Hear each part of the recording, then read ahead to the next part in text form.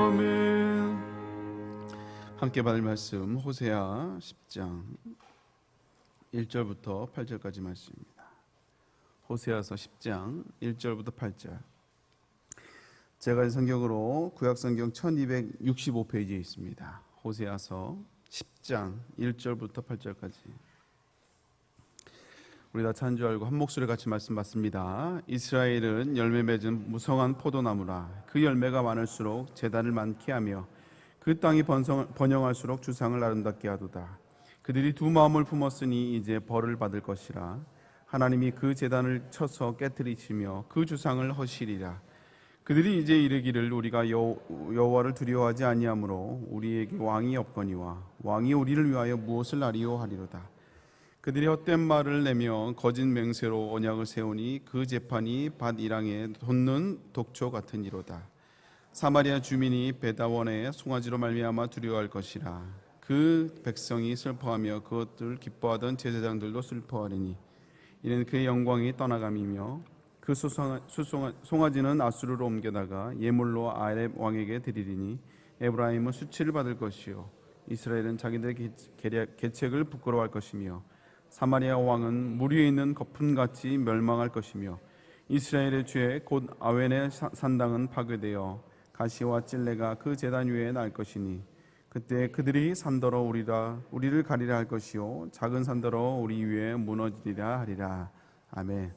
오늘 말씀을 가지고 호세아서 17번째 말씀, 사랑한다면 예절을 지켜라라는 제목으로 함께 은혜를 나눕니다.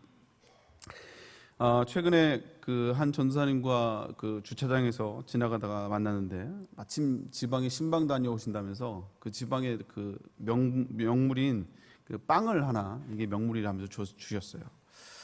제가 처음 들어본 빵인데 먹어보니까 너무 맛있더라고요. 이야, 너무 맛있다고. 근데 이제 그 뒤에 하셨던 말이 뭐냐면, 그 젊은 부부가 이제 카페를 차려서 이제 개발을 했는데, 그래서 이제 그 지역의 특산품이 되고 명물이 되었다는 거예요. 근데 잘 되고 나니까 한 사람은 매장에, 한 사람은 공장에 이렇게 일을 하다가 결국 이제 돈 문제인지 아니면 어떤 의견 충돌인지 결국 이제 이혼을 했다는 거예요. 제가 이제 맛있게 먹으면서, 이야, 근데 이게 잘 된 게 복이냐, 이게 저주냐, 라는 생각이 좀 들었습니다. 차라리 그냥 적당히 벌고, 그냥 그렇게 명물이 아니더라도, 그냥 어느 정도만 벌었어도 헐 낫지 않았을까라는 그런 생각이 좀 들었어요, 마음 가운데. 이게 어쨌든 남들이 부러워하는 복을 받았음에도 불구하고 결과적으로 이렇게 안 좋은 모습을 보면서 오늘 본문에도 비슷한 내용이 나오거든요. 우리가 지난주에 그 이스라엘 백성, 또 저와 여러분을 바라보는 하나님의 마음을 잠깐 살펴봤잖아요. 그래서 하나님이 우리를 바라보실 때, 또 이스라엘을 바라볼 때 원래 하나님의 마음은 뭐였냐? 광야에서 포도를 만남 같았다 이거예요. 그리고 무화과 나무가 처음 열매를 맺는 것을 본 것처럼 그렇게 하나님이 이스라엘 민족을, 또 저와 여러분들을 그렇게 그런 감격으로, 또 그런 기대감으로 바라보시는 하나님의 마음을 우리가 잠깐 살펴보았습니다. 근데 같은 맥락에서 오늘 본문에 보니까 하나님이 이스라엘 백성들을 뭐라 하냐면 열매 맺는 무성한 포도나무라고 이렇게 설명을 해주고 있어요. 그렇습니다. 하나님은 하나님의 백성들에게 시간이 가면 갈수록, 초반에는 좀 힘들고 고난을 당할 수도 있지만 시간이 가면 갈수록 하나님의 축복이 함께하고, 또 결국 우리의 삶 가운데 우리가 수고한 것들에 대한 아름다운 열매를 풍성하게 맺게 해주시는 하나님임을 여러분 기억할 수 있기를 주님으로 축복합니다. 이런 풍성한 열매가 여러분 삶 가운데 넘쳐날 수 있기를 주님의 이름으로 축복합니다. 근데 문제는 뭐냐면 그 축복이 문제가 될 때가 있다라는 거예요. 그 복이 문제가 될 때가 있어요. 오늘 이스라엘 백성들이 받았던 이 열매 맺는 무성한 포도나무의 축복을 받았음에도 불구하고 그 축복으로 어떤 일이 벌어지는가? 우리 1절 한번 다시 한번 읽어볼까요? 읽습니다. 시작. 이스라엘은 열매 맺는 무성한 포도나무라. 그 열매가 많을수록 제단을 많게 하며 그 땅이 번영할수록 주상을 아름답게 하도다. 얼핏 보면 이게 나쁜 말 같지가 않잖아요. 이게 그 나쁜 말 같지 않은데, 그 2절에 보니까 이런 형통함이, 이렇게 열매 맺는 삶이 결국 두 마음을 갖게 되었다라고 표현을 해요. 그래서 2절 말씀 같이 한번 읽어보겠습니다. 그들이 두 마음을 품었으니 이제 벌을 받을 것이라. 하나님이 그 제단을 쳐서 깨뜨리시며 그 주상을 허시리라. 이 하나님이 주신 축복으로 말미암아 결국 이제 두 마음을 갖게 되었고, 결국 하나님이 그 제단을 깨뜨리고 그 주상을 헐겠다고 말씀하고 있잖아요. 그러니까 결국 이 제단을 많이 쌓게 하고 땅이 번성할수록 주상을 아름답게 한다는 말은 결국 그렇게 좋은 표현은 아니라는, 하나님 보시기에 좋은 게 아니라는 거예요. 쉽게 보면 오히려 그들이 더 풍성해짐으로 말미암아 예배가 더 화려해지고 또 예배가 더 풍성해진 것 같은데, 왜 이렇게 하나님이 결국 제단을 깨뜨리고 주상을 허는 이런 안타까운 모습이 되었을까요? 오늘 이제 두 가지만 좀 살펴보려고 하는데요. 오늘 첫 번째는 모든 축복에는 하나님이 이유가 있고 거기는 하나님의 비전이 담겨져 있다는 사실을 잊지 말아야 됩니다. 여러분, 그 하나님의 주신 복이 오히려 마음이 나눠진 계기가 되었다고 얘기하잖아요. 그러면 우리가 복을 받지 말아야 될까요? 답이 하나도 없어요. 그건 싫어. 그건 싫어. 그렇죠. 당연히 복을 받아야, 왜냐하면 하나님 우리에게 열매 맺기를 원하신다고 약속해 주셨잖아요. 하나님은 하나님의 백성들에게 열매 주시기를 원하십니다. 근데 그럼에도 불구하고 이 하나님이 주신 축복은요, 잘 관리를 해야 돼요. 이 양면성이 있기 때문에 그렇습니다. 잘 관리하면 이게 정말 하나님께 귀하게 쓰임받는 도구가 되지만, 잘못 관리하면 자칫 두 마음을 갖게 해서 결국 하나님과 멀어지게 하는 요소도 있기 때문에 그래요. 그러면 우리가 어떻게 이 축복을 관리해야 됩니까? 이 축복은 단순히 물질만이 아니고요, 뭐 건강의 축복도, 어떤 명예의 축복도, 여러 가지 하여간 우리에게 있는 모든 축복들을 다 이야기하는 거예요. 그러면 이 축복을 그럼 관리를 잘 해야 되는데 어떻게 그럼 관리를 해야 될까? 제가 말씀을 묵상하면서 함께 나눌 적용은 뭐냐면, 우리 삶 가운데 계속 질문을 던져야 돼요.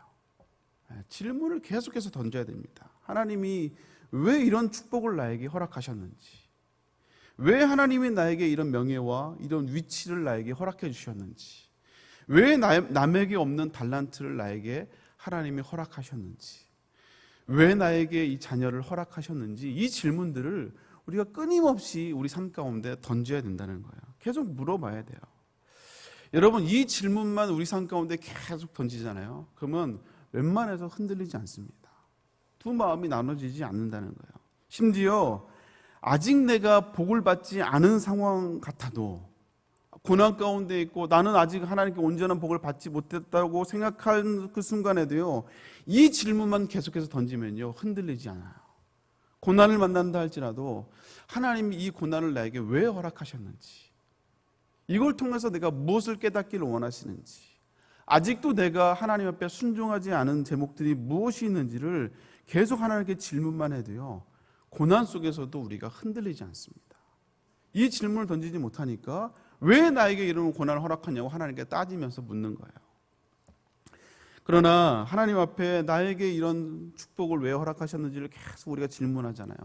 그 질문해 보면, 그 질문이 점점점 있다 보면 자연스럽게 하나님이 나에게 허락하신 그 축복에 하나님의 비전이 담기게 되고 하나님의 꿈이 자연스럽게 담기게 되는 걸 보게 돼요. 그래서 부족하지만 하나님이 나에게 준 축복을 가지고 내가 있는 곳에서 하나님의 영광을 위해서 하나님의 나라를 확장시키며 살아가는, 그래서 하나님의 준 축복이 온전하게 쓰임받는 것들을 보게 된다는 것이죠. 그런데 왜 하나님이 나에게 이런 축복을 허락하신지에 대한 그 질문이 멈춰지잖아요. 그럼 점점점 하나님의 비전에 관심을 갖기보다 나에게 더 관심을 갖기 시작합니다.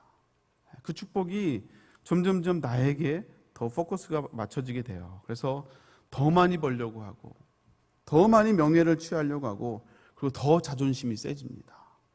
더 자존심이 세져가요.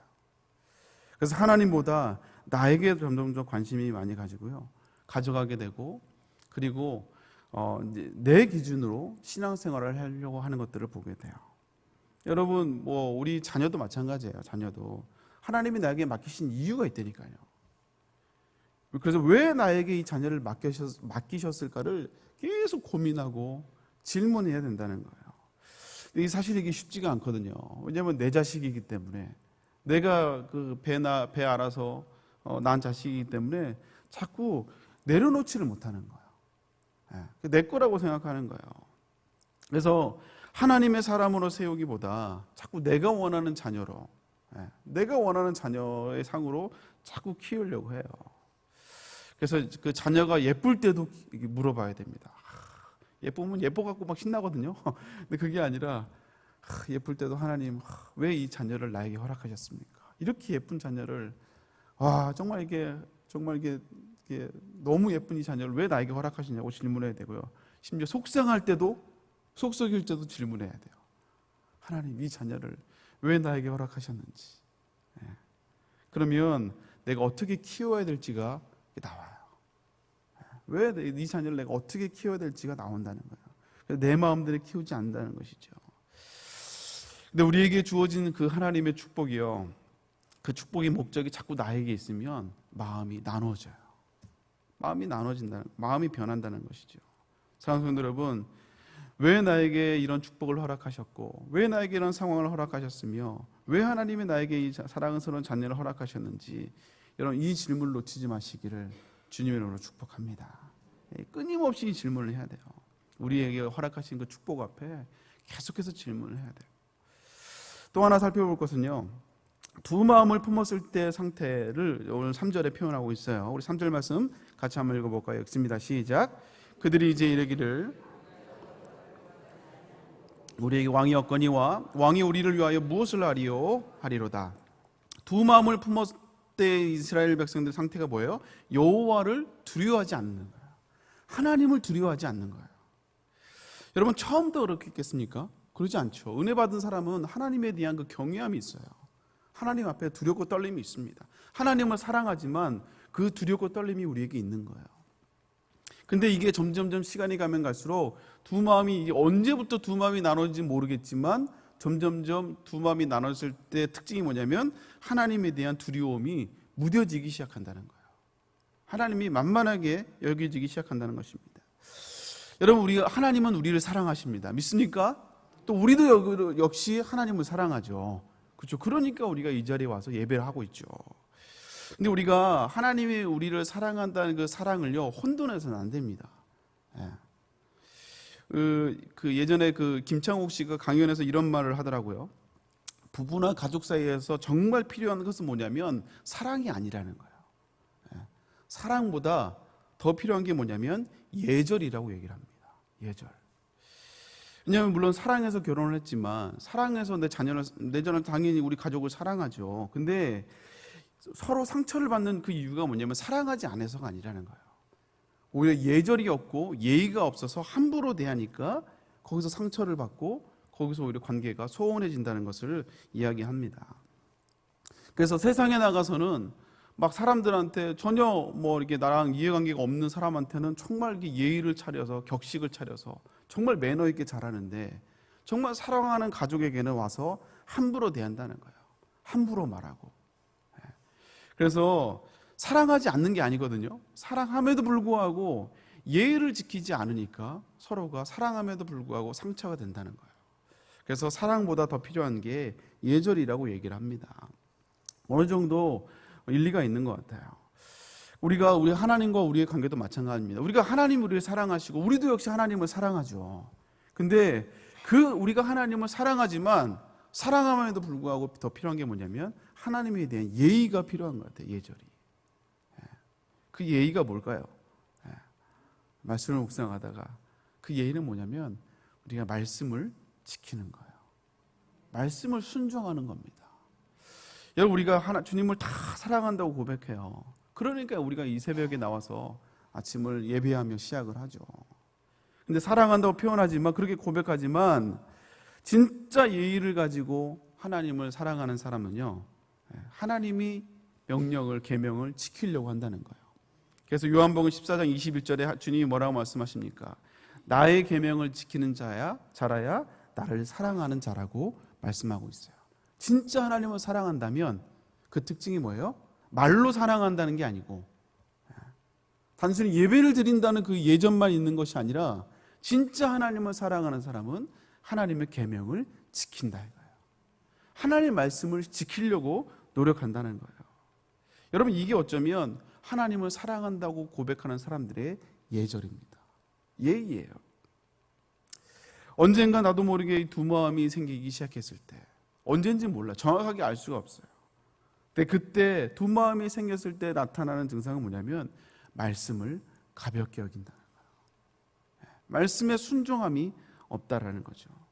늘 예배는 드리고 있지만, 늘 말씀을 듣고 있지만, 그러나 말씀을 듣고 나면 그 말씀이 내 삶 가운데 아무런 영향을 끼치지 않는, 그냥 주일날 예배 드리는 것으로 나의 신앙생활이 하나님을 사랑한다는 고백이 끝나버리는, 하나님에 대한 예의를 지키지 않는 모습들을 이 마음이 두가 나누기 시작했을 때 볼 수가 있다는 것이죠. 우리가 잘 아는 말씀이죠. 민수기 14장에 보면 하나님이 이스라엘 백성들에게 너희들이 언제까지 나를 멸시하겠느냐라고 말씀하세요. 이스라엘 백성들이 하나님을 멸시한 적이 없거든요. 어떻게 감히 하나님을 멸시하겠습니까?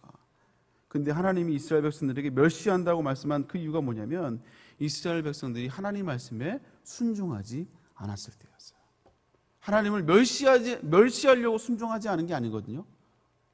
그냥 지키기 힘들고 그냥 말씀에 순종하지 않았을 뿐인데, 상황상 순종하지 않았을 뿐인데 하나님은 그걸 보고 너희들이 언제까지 나를 멸시할 것이냐고 말씀하고 있다라는 것입니다. 사랑하는 성도 여러분, 믿음의 사람들은요, 우리가 살아갈 때 느낌대로 살아가는 사람들이 아니에요. 내 감정대로 살아가는 사람들이 아닙니다. 믿음의 사람들은 하나님의 말씀의 기준으로 살아가고 그 말씀을 따라 살아가려고 하는 사람들이 이 믿음의 사람임을 저와 여러분이 될 줄로 믿습니다. 여러분, 느낌대로 말하면요, 열에 하나 잘못되면 그러면 그게 불행해 보이고 나만 억울한 거예요. 나만 비참한 거예요. 아홉이 잘 됨에도 불구하고 그 하나 때문에 내 모습이 그렇게 비참할 수가 없는 거예요. 그러나 우리가 하나님의 말씀을 붙들기 시작하면요, 열에 아홉이 안 돼도 그 하나 때문에 그 하나님을 바라보며, 아, 하나님이 나를 광야의 포도처럼 바라보시는구나. 광야에서 포도를 만난 같이 나를 바라보고 계시는구나.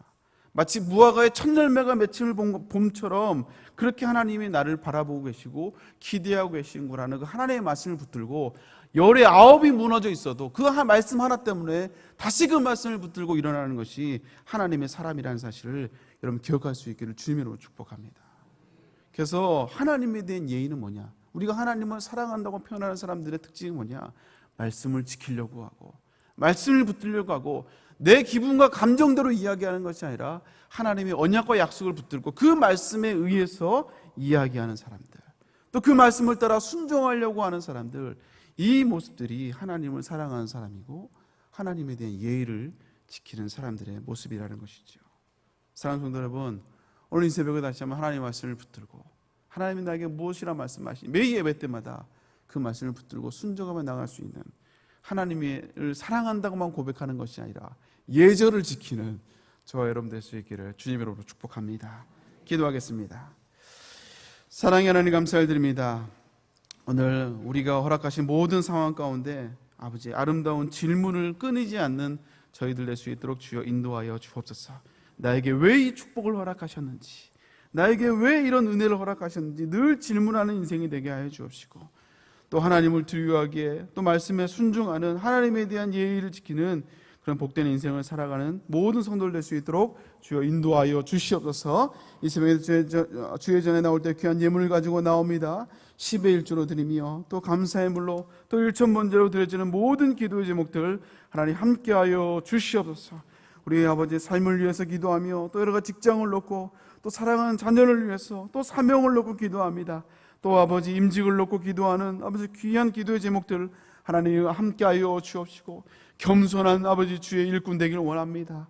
신실한 주의 일꾼 되기를 원합니다. 누구보다 주님을 사랑하는 귀한 일꾼 되기를 원합니다. 하나님 함께하여 주옵시고, 모든 기도 제목 가운데 하나님 응답하여 주시옵소서. 오늘 철야배 가운데 하나님 함께하여 주옵시고, 말씀을 전하실 담임 목사님 능력으로 붙잡아 주시옵소서. 감사드리며 예수님의 이름으로 기도 올려옵나이다.